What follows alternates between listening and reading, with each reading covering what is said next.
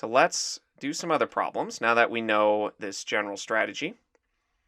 And in this one, they tell us what the zeros are. So they tell us that this polynomial p has zeros at 0, minus 1/6, and minus 3. And since there are 3 zeros, we know this is going to be a cubic polynomial, or x to the third will be our highest power. But we'll essentially have 3 different expressions multiplied together. And you can see that for each of these choices in the multiple choice. And for this one, it's essentially the reverse of the last one. Like for the last one, let's say we had this choice A here for our polynomial. We essentially took whatever our expression was and set it equal to 0, and then solve. We subtract 1, divide by 6, and you get minus 1/6.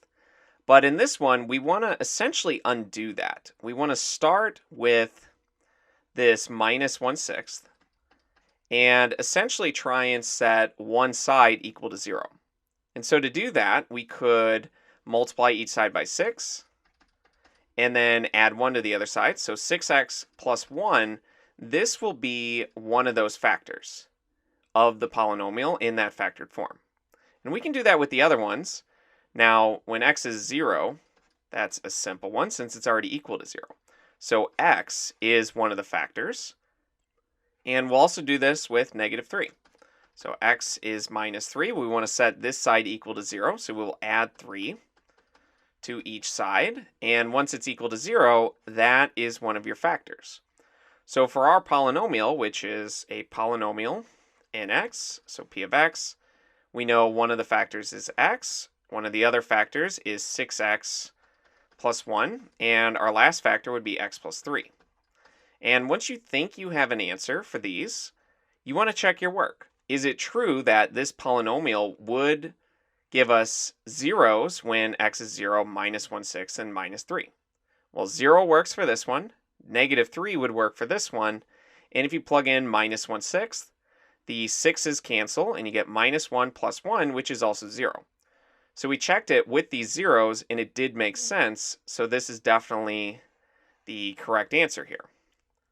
And so that is choice letter A.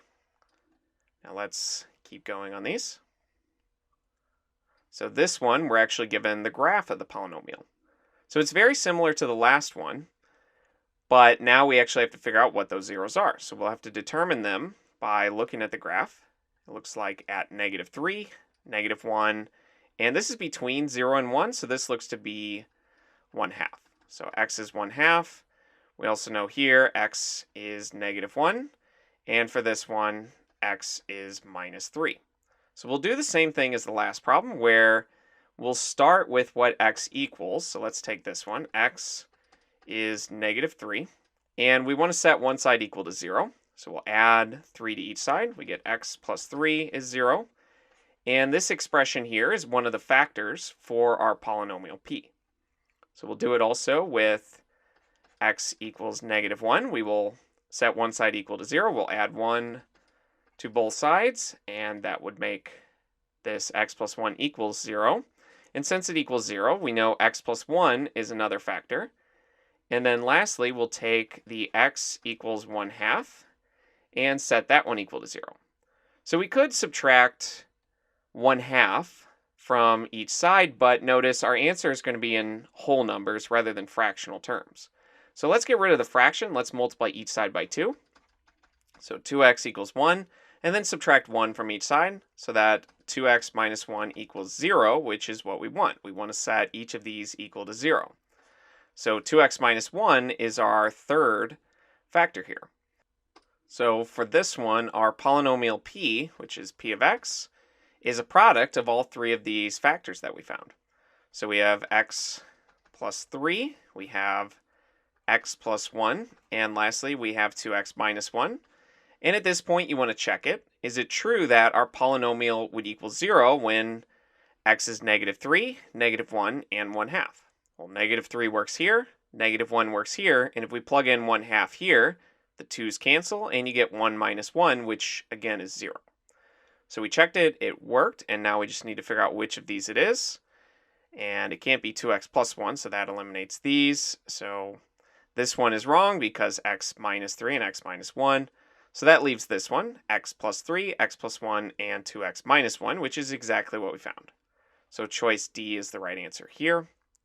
And let's do another one. So this one again, we're going to find the zeros. So this is like the first problem where we're going to use our zero product property. So let me rewrite the polynomial. We have x times 2x plus 5 times x plus 1. And we're going to look at each expression individually and figure out when that equals 0. And what you can see is that this x term, this monomial factor out in front, if we just plug in 0 there, then the entire equation becomes 0. And for this binomial, this last term here, or this last factor, x plus 1, when this equals 0, if you plug in -1 here, then you have -1 plus 1, which is 0. So those two are simpler to find, but this one in the middle, this 2x plus 5, we're just going to set that equal to 0. And after a while, you'll get some practice and recognize that you need to cancel out the 2. So it has to have a denominator of 2. And then you want to have the opposite of 5 so that you'd have -5 plus 5. So -5 halves, you might be able to see after a while, is the answer, is the x value that makes this 0.